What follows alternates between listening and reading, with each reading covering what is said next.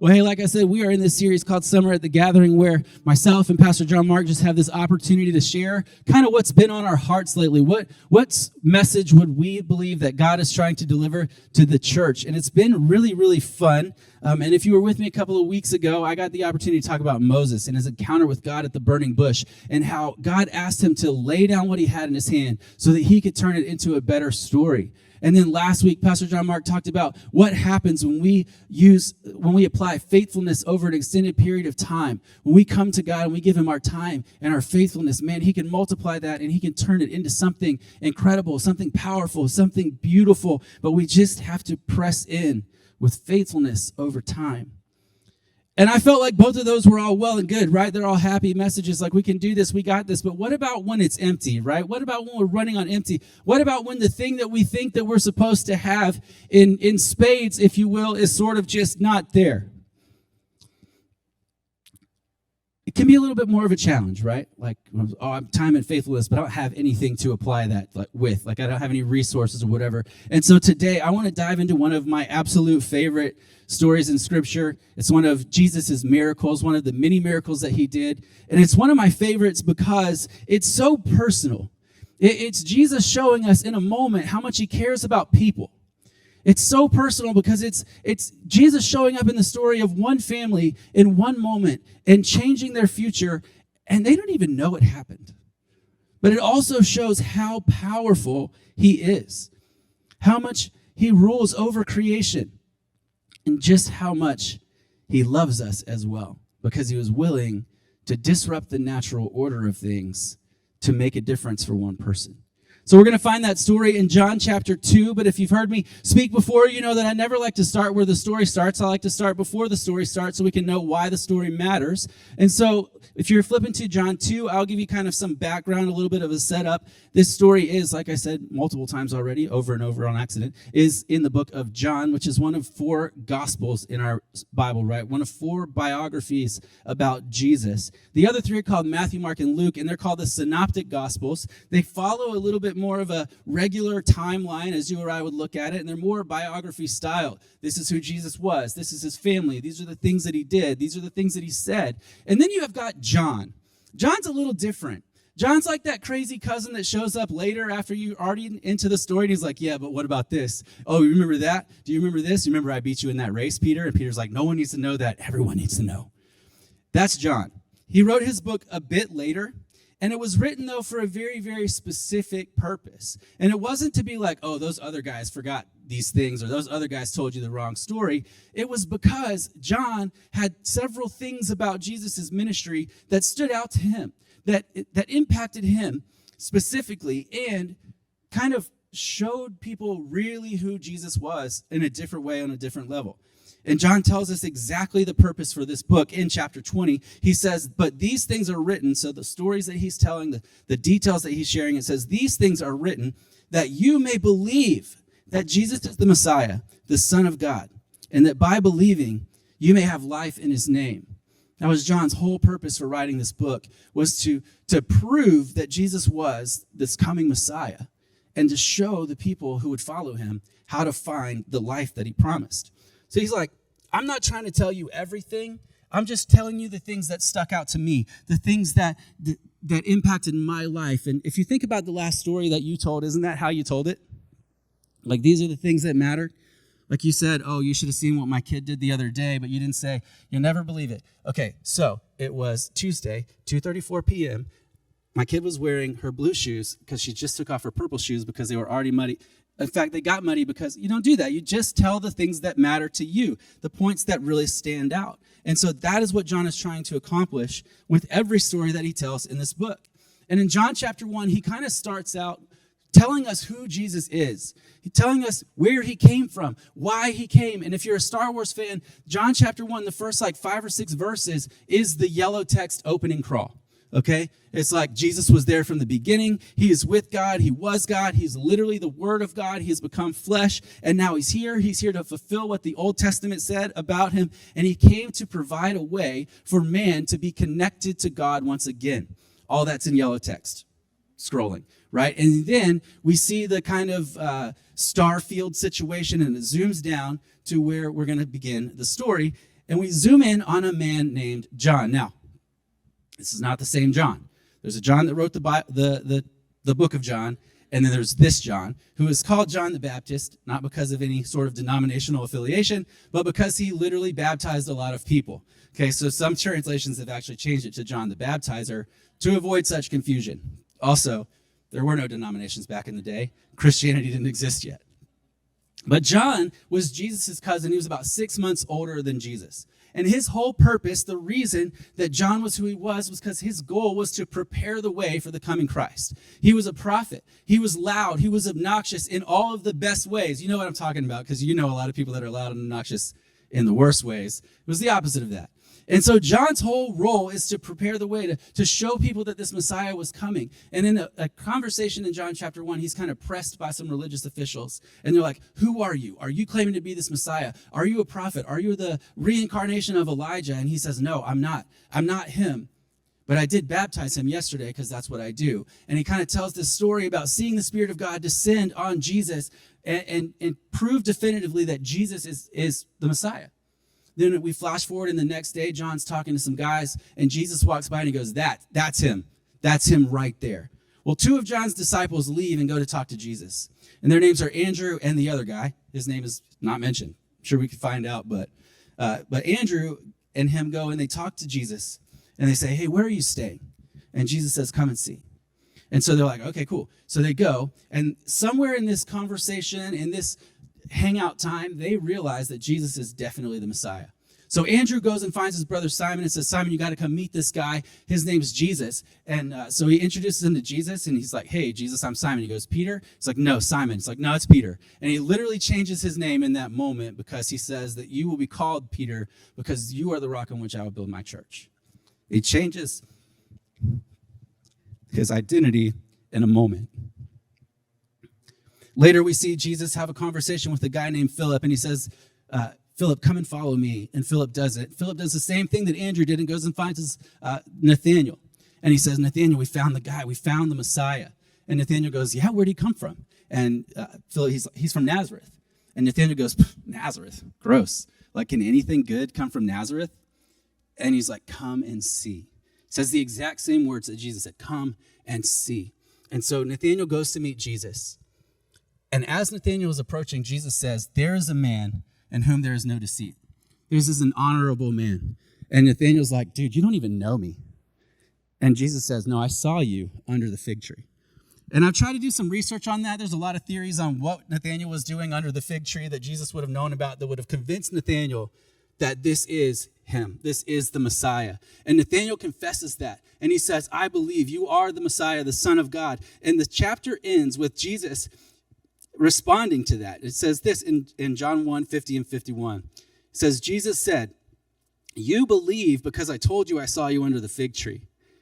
You will see greater things than that. He then added, very truly I tell you, you will see heaven open and the angels of God ascending and descending on the Son of Man. He basically says, look, Nate, you ain't seen nothing yet.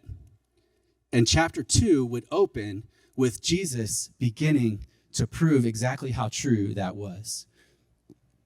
Chapter 2 starts in verse 1. It says, on the third day, a wedding took place at Cana in Galilee. Jesus' mother was there, and Jesus and his disciples had also been invited to the wedding. Anybody been to a wedding recently? No, me neither. I really haven't. Think about the last, or any wedding, think about a wedding that sticks out in your mind, right? Maybe it's the last wedding you've been to. Maybe it was the best wedding you've been to. Think about that. What do you remember? What do you remember? You probably remember something like the food. You remember who was there. You definitely remember who wasn't there. You know what I'm saying? You remember the dress. You remember the cake, right? These are the things we think about when we think about a wedding. When someone says, oh, I'm getting married, the first thing you think is like, is the cake going to be good? Maybe that's just me. But these are the things that we think about. You know what's not mentioned in this account? The dress, the guest list, the food, the cake, none of it. All we know about this wedding is that Jesus, his mother, and his disciples were there, and it took place in this town called Cana. Now, Cana was this small little town, remote village, that's known for 3 things. It's known for this story. It's known for another miracle that happened there when Jesus healed the son of a royal official, and it is known as the home of Nathanael, the one from the fig tree. And so maybe that's why Jesus and his disciples were there. It was a small town. Everybody probably knew everybody. They're all there. Okay? So we've got this wedding. His disciples are there in this little village. And then it says on the third day. There's a lot of theories on what that means exactly. Most think it's the third day of the wedding feast. But just, to be fully transparent, some think it might be the third day of the week, possibly a Tuesday, which is a weird day to have a wedding. It could be the third day in the story, because in chapter 1 it says this day this happened, on the next day this happened, and then on the third day, which is where we start in chapter 2, this happened. But chapter 1 happened in Bethany, chapter 2 happens in Cana. That's about 80 miles, so it's a lot of walking for overnight, right? 27 hours worth of walking. So my best theory is that it's the third day of the wedding ceremony. Anybody ever been to a 3-day wedding? Okay, 1. How about a 7-day wedding?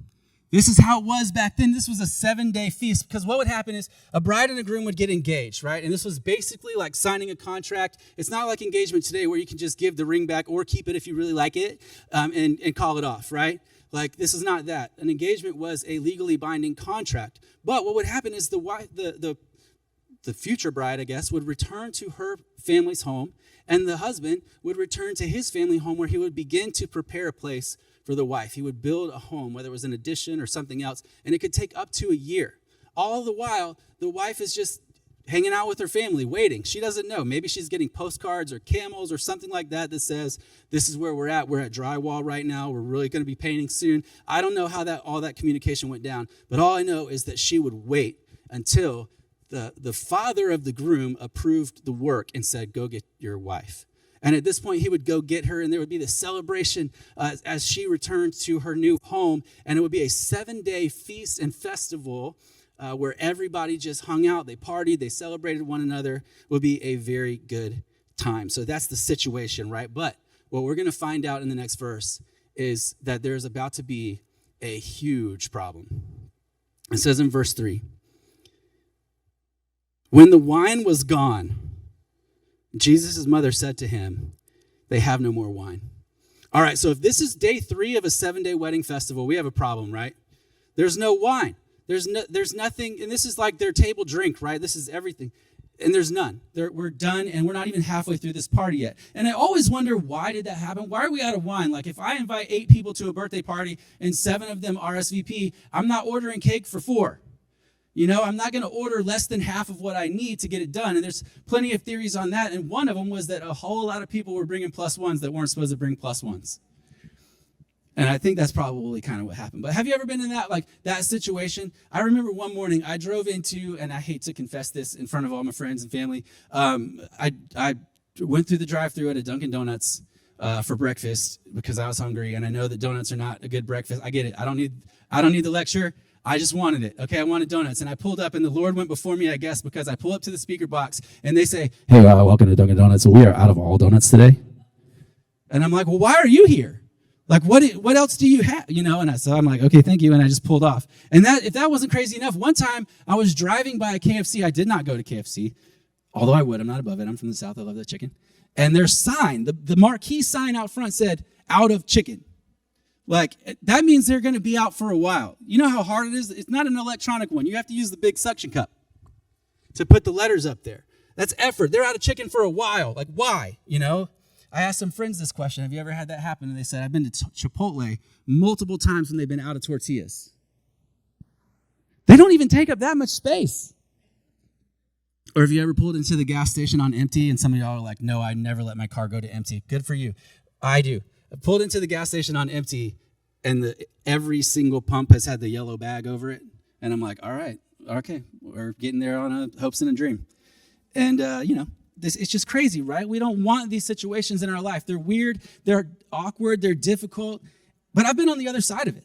I used to manage a Starbucks, and I've said on multiple occasions, I'm so sorry, we're out of regular espresso. Can I use something else? I've said, I'm so sorry, I know that you come in here every single day for your mocha, but we are out of the mocha sauce. It's Monday morning. The truck doesn't come till Tuesday afternoon. I get it. It's awkward, and I will tell you, in that situation, be nice, people.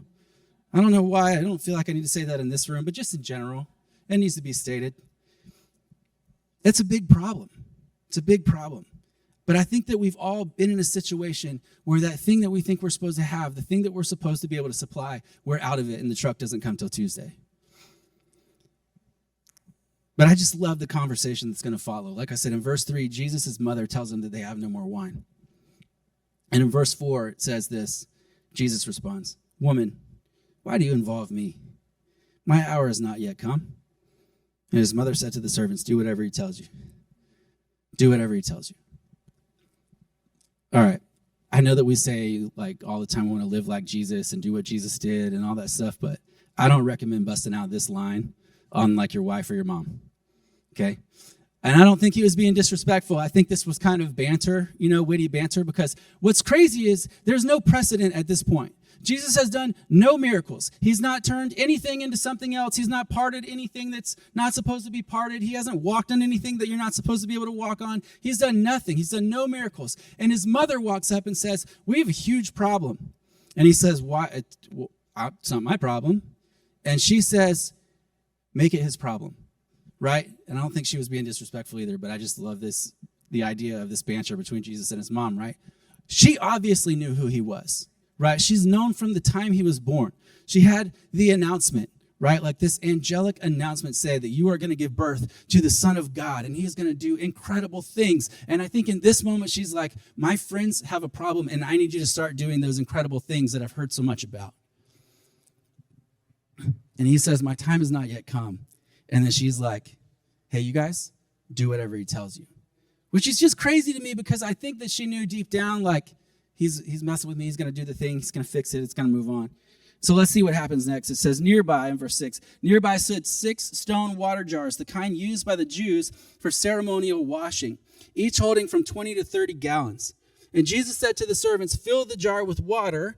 And so they filled them to the brim. They filled them to the brim.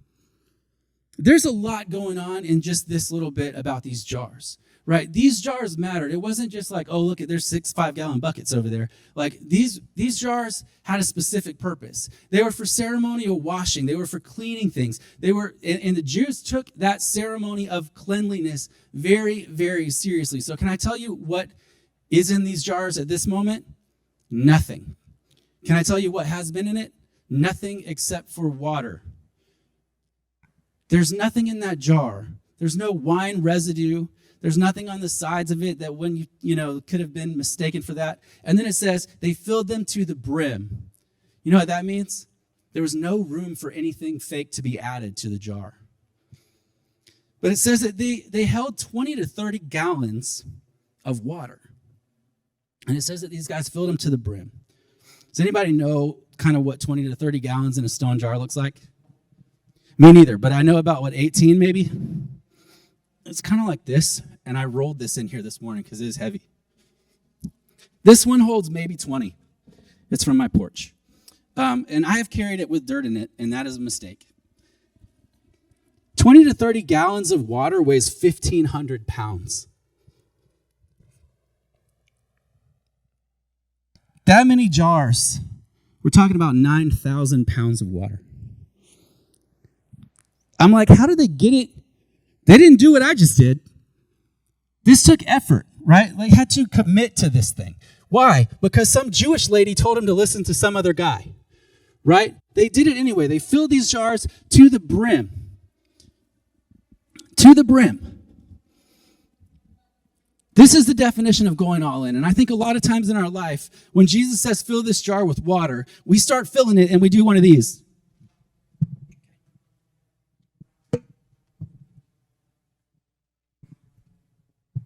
That's probably enough. Right? That's probably enough. But these guys went all in. They filled them to the brim. For what? They have no idea what's about to happen. They don't even know who this guy is. All they know is this lady said, do whatever he tells you. Let's see what happens. Verse 8, then he told them, now draw some out and take it to the master of the banquet. It says they did so. And the master of the banquet tasted the water that had been turned into wine. He did not realize where it had come from, though the servants who had drawn the water knew. Then he called the bridegroom aside. Oh, man. And that is really where Scripture, like that verse ends. It's like kind of pause for a second. You're like, What did he tell him? What's he going to say? Is he going to be like, oh, your servants just tried to bring me water, get him out of here? Is he going to say this is garbage wine, get him out of here? Like, what's going to happen? Is he going to say you've run out of wine and legally you're obligated to provide wine, so I'm going to blow the whistle on this whole thing and your family's going to be destitute? If I'm the servants, right? Because if you look at it, it says, he said, draw some of it out. I don't think it's wine yet, guys. I don't know when the transformation happens, but it seems like from reading this text, it's still water in the jar. He's like, draw some of that water out and take it to the guy who holds your future in his hand. And this guy, the master of ceremonies, right? The master of the banquet, he had 3 jobs. One was to taste the food and make sure it was up to the quality standard. The second was to make sure everybody in the crowd was having a good time. The third was to taste the wine and make sure it was up to the quality and standard. So these guys bring him a vat full of water, and they're like, I guess you're supposed to taste this? And he says, bring me the bridegroom. Oh, can you just, for a second, like wrestle with that? Verse 10. Master of ceremony said, everyone brings out the choice wine first, and then the cheaper wine after the guests have had too much to drink. But you have brought me water, and I'm going to lose it. But you have saved the best until now. It says, what Jesus did here in Cana of Galilee was the first of the signs through which he revealed his glory, and his disciples believed in him. But you have saved the best until now. And I'm like, until when? This is why I believe in the 3rd day of the festival ceremony, because obviously some time has passed, right? And it says that this was the first sign in which Jesus proved that he was who he says he was. This was the first thing that Jesus did that was so out of the ordinary. This is the first thing that Jesus did where somebody's like, that's not supposed to happen. And that proved that Jesus was this coming Messiah. And it says that his disciples believed in him. His disciples believed in him. This miracle is often written off as a party trick. That's a cool thing that Jesus did, turning water into wine. That's fun. He'd be fun to have at parties. He'd be fun to go to a restaurant with and we'd all just order water. Right? Like it's a fun party trick, but can I tell you that this is no party trick? This is definitive proof that Jesus is God, that he sits on the throne with him, that he rules above creation and above the natural order. He took pure water and turned it into wine, which is a process that takes time. And he did it in a moment.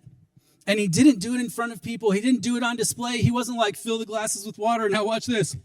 You know, he did it in a quiet way, hidden, to the point where most people at the party had no idea.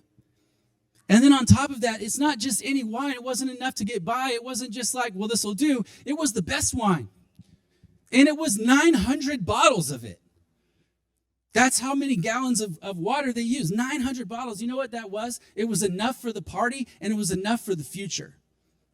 If these people could not afford the wine that they were supposed to order, Jesus just set them up really well because they could sell that choice wine and be set up, right? Be established. Nate, you ain't seen nothing yet. John, right?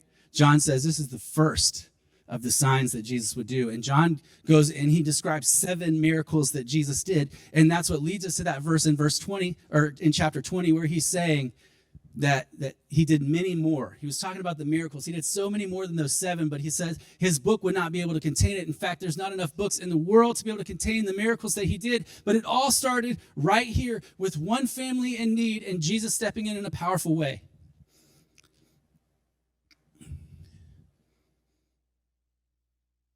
But let me ask you this question. Who experienced this miracle? Everyone, right? Everybody at the party experienced the miracle. But very few people knew what they had just seen, what had just happened. Family, we're experiencing miracles all around us every day. But do we know? Do we have the eyes to see it? Are we in the right place at the right time? Are we close enough to Jesus to see the miracle happen as opposed to just experiencing it and moving on with our lives. Think about it. Who's at this party? The guests, right? They experienced the miracle, but they had no idea. If anything, some of them recognized that this wine was better than the wine that they had been drinking. They were there. They were going through the motions. They were at this party. They were having a good time. They didn't even know that there was a miracle needed. They didn't even know that there was an issue, much less that it had been solved. They were just at a party, having fun, and had no idea whose presence they were in. We've got the staff at the party. They knew that there was a problem. They knew that they were out of wine. I think most of them knew. The master of the banquet may not have known at all. But the staff, they were focused on this problem. They were like, what do we do? How do we fix this? And Jesus' mother, for whatever reason, just goes and says, hey, take care of this. To the point where I think that there were the servants that carried the jars, and that was all that really was aware of what had happened, where this wine came from, because then that's them, right? We have that last group of people that are there, the servants, the ones who carried the jars. Not only did they get to see that there was no wine and now there is wine, but they got to carry water to this guy who then tasted the wine, right? They saw the thing actually happen. They got to see what was pure water turn into probably sweet red wine, right? Like they saw it. They saw it. They experienced it in a different way. They recognized whose power and presence they were in because they carried the jars. And this story, like I said, is one of my favorite because it is so personal. Jesus uses his power to impact the lives of such a small group of people, and in a way, again, that they didn't even know that it had happened. And so what do we do? What do we do when the wine is gone and we're not sure where to go? Let me give you the classic 3 things, right? 1, when the wine is gone, you have to remember that Jesus cares about our present needs.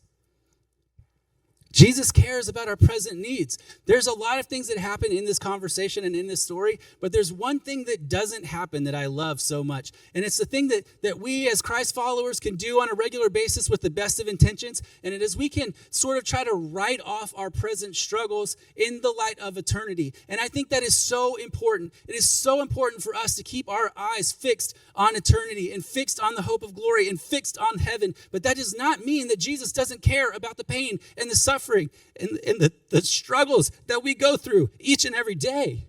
He didn't say, don't worry about it, guys. It's going to be all right eventually. He didn't say, oh man, just think about how good heaven's going to be. There's always going to be wine. He didn't say, everyone's going to forget about this as soon as the next wedding happens where they run out of wine. They're not. They're going to remember. Remember the last wedding we went to with no wine? Right? He didn't say any of that. He stepped in and he helped make a difference and help solve the problem. I think it's important. It's so important for us to keep our eyes fixed on the future, but it is so important to recognize that we serve a God that loves us in a moment, that loves us right here and right now. And even in the midst of our suffering, he will never say, I'll see you on the other side. Instead, he's going to say, I can't wait till you see this glory, but at the same time, let me bring you peace and joy in this moment right now. He cares about our present needs. The second thing is this: Jesus often invites us into his plans, right? This is Jesus. He just proved his power over creation by changing this water into wine. He could have done so many other things that would have probably been easier, and he wouldn't have had to rely on people. He could have just spoken this wine into existence. She'd be like, we're out of wine. It's like, no, we're not. And there's wine in the empty bottles in the back, right? Or he could have just made it where you take a sip of wine and somehow it's replaced. Right? The cups never run dry. There's precedent for these things in Scripture. In Exodus, it tells us that the Israelites, as they were wandering the desert for 40 years, that their clothes and their shoes never wore out. We serve a God who can step in that way and speak things into existence. But he didn't.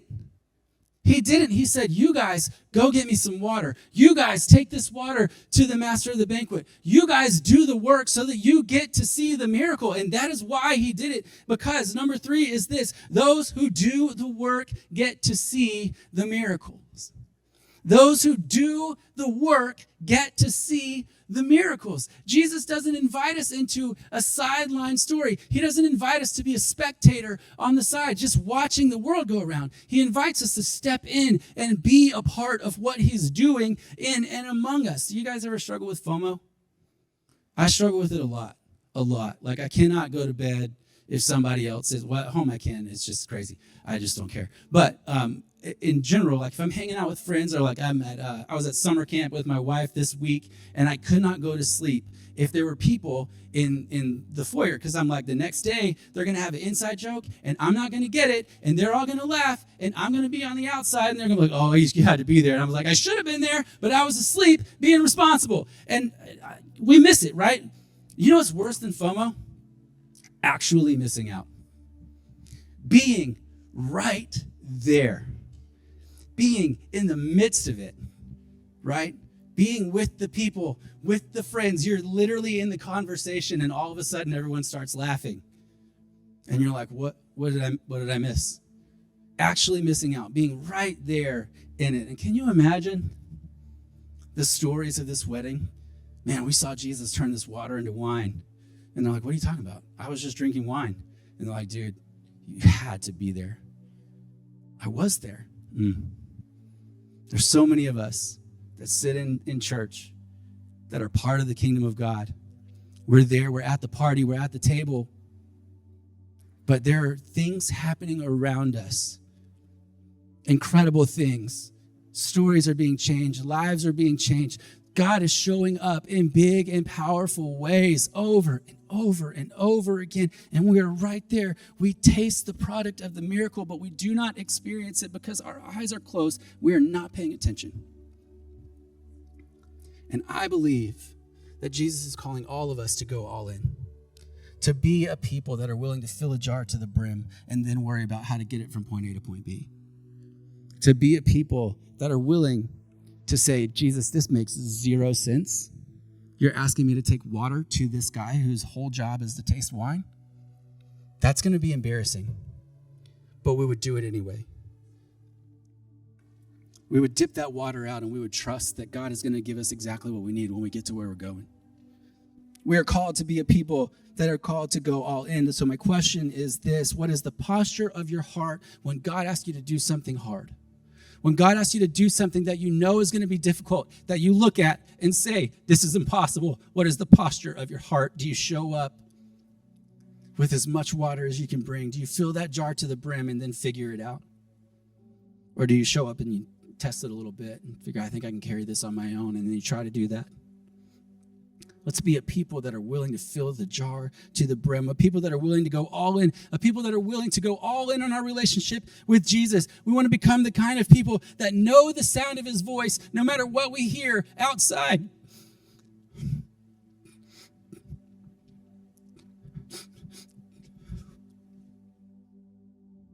Sorry.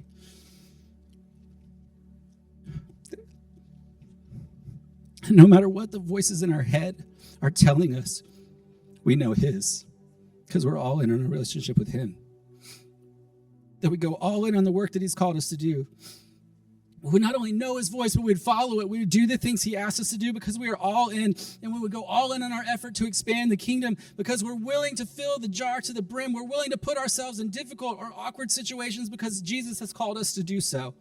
The work can be heavy. The work can be hard. It can seem impossible from the outside, but on the other side, we get to see the glory of God in tangible, miraculous ways when things change around us that should not have been changed. The question isn't can or will he do it. The question is, will we show up with the full jar? Are you willing to carry the jar? Let's be a people who's willing to do it, to do the work that God has called us to do, to make a difference, to be the light that points others toward the hope that is only found in him. And I think a lot of us are like, yeah, let's go. But for some of us, we're in this room and we're like, I don't even know that hope myself. I don't know what you mean. What is this hope that you speak of? Because all I see around me is pain and suffering and difficulty. I don't have hope. I'm running on empty.